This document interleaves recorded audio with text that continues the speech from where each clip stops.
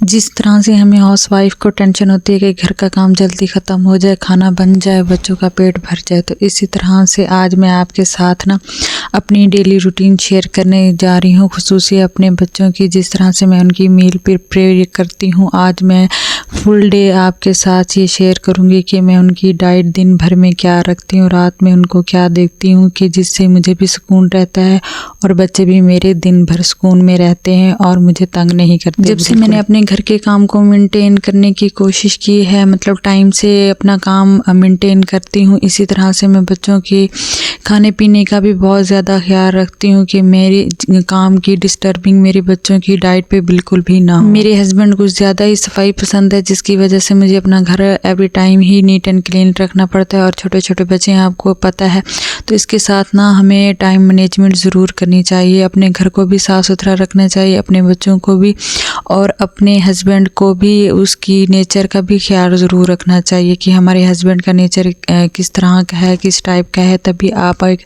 हंसी खुशी ज़िंदगी गुजार सकते हैं। बिस्मिल्लाहिर्रहमानिर्रहीम, अस्सलाम वालेकुम। कैसे हैं आप सब लोग? अल्हम्दुलिल्लाह मैं भी ठीक ठाक खैरियत से हूँ। तो आज मैं जिस टॉपिक पे बात करने जा रही हूँ बहुत ही अहम और ख़ास है। अगर हम अपने दिन का आगाज़ जितनी जल्दी करेंगे, सुबह की नमाज़ पढ़ेंगी, कुरान पढ़ेंगी और उसके बाद अपने सोने की जगह अपने काम को अहमियत देंगे, अपने बच्चों को अहमियत देंगे, अपने हस्बैंड को अहमियत देंगे, तो आपकी ज़िंदगी बहुत ईजी और आसान हो जाएगी। मेरी भी सुबह का आगाज़ कुछ इस तरह से हुआ। शुरू में आपने व्लॉग में देखा होगा कि मैंने ब्रेड लिए हैं, अंडे लिए हैं और साथ में चाय। अच्छा, तो ये मैं सुबह बच्चों को दे देती हूँ। कभी मैं अंडा बॉईल करके दे देती हूँ नाश्ते में, कभी मैं अंडा ऐसे फ्राई करके दे देती हूँ। मेरी बेटी ना ज़्यादातर हाफ़ फ्राई अंडा लेती है, उसे पसंद है, तो मैं साथ में कभी पराठा बना के दे देती हूँ।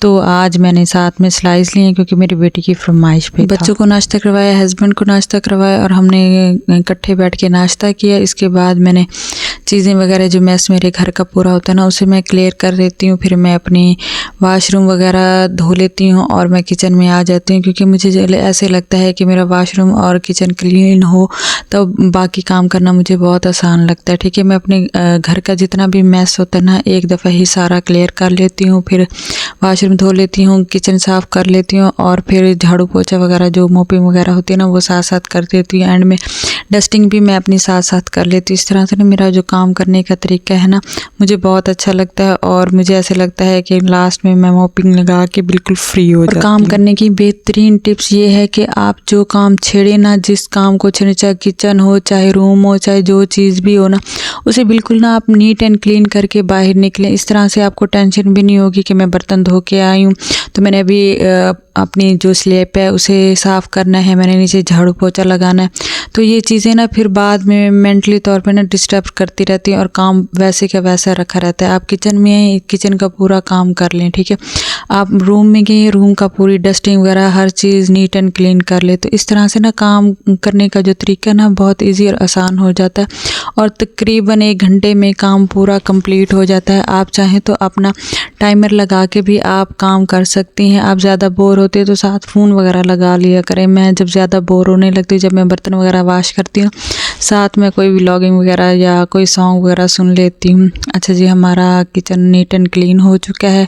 साथ में वैसे भी मैं ज़रूर वॉश करती हूँ। कुछ लोग होते थे कि छोड़ देते हैं और इतना मैसी क्रिएट और स्मेल सी आना स्टार्ट हो जाती है। आप कोशिश करें ये सिंक जो है ना, साथ का साथ नीट एंड क्लीन कर लिया। हमें सफाई करना इतना मुश्किल नहीं लगता, सफाई को मेंटेन रखना सारे दिन में कि किस तरह से हम सफाई को, अपने घर को नीट एंड क्लीन रखें, ये सबसे मुश्किल काम होता है। और हर जगह को, हर कोने को आपने अच्छी तरह से रगड़ के झाड़ू लगाना है, फिर पोछा लगाना। इस तरह से ये होता है कि ना आपका जो काम करने का तरीका होता है ना, वो सारा दिन बरकरार रहता है और आपको बार बार डिस्टर्बिंग भी नहीं होती। अच्छा, यहाँ मैंने आलू बॉयल करने के लिए चूल्हे पे चढ़ाए हुए थे और जब तक ये बॉयल होंगे मैं दोपहर के लिए बच्चों के लिए आलू के पराठे बना लूँगी। आलू मेरे बॉयल हो गए, घर का मैंने पूरा काम कर लिया और साथ में मैंने मशीन भी लगाई हुई थी। लाइट मेरी थी नहीं, तो हमारा सोलर लगा, जिसकी वजह से मैंने तमाम कपड़े धो लिए और तकरीबन 2:30 बजे के करीब हमारी लाइट आई, तो मैंने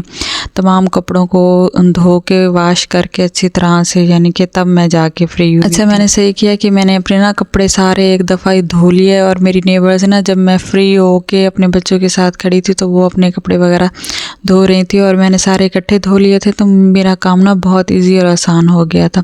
और यहाँ मैंने ना आलू के पराठे आपसे काफ़ी दफ़ा शेयर किए हुए हैं। मेरे बच्चे ना बहुत खुशी से खाते हैं और मैं वही चीज़ बनाती हूँ जो मेरे बच्चों को पसंद होती है। सुबह मैंने नाश्ता इस तरह से दे दिया और ये मैं दोपहर के लिए बच्चों के लिए आलू के पराठे बना लूँगी। फिर मैं साथ में बच्चों को, अगर ज़्यादा मेरा बेटा छोटा है ना तो वो दूध वगैरह मांगे तो फिर मैं उसे सिरिलैक डाल के फीडर में दे देती हूँ, तो वो इस तरह से उसका कुछ पेट भरा रहता है।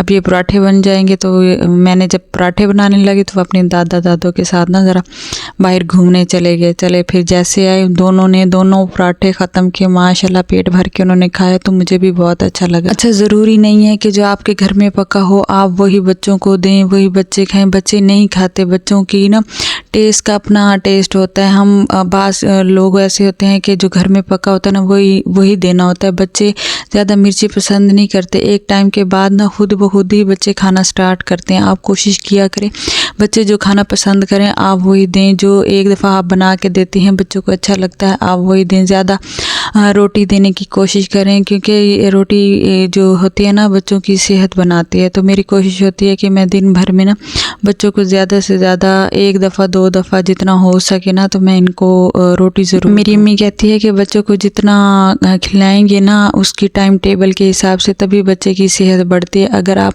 ऐसे बच्चे के मुंह में फीडर ठूस के रखे सारा दिन तो बच्चे को भूख क्या लगे। जब उसे भूख लगती है, पहले मैं ऐसे करती थी, छोटे थे ना तो फीडर बना के दे दिया, साथ कोई ना कोई मील ऐसे दे देती थी।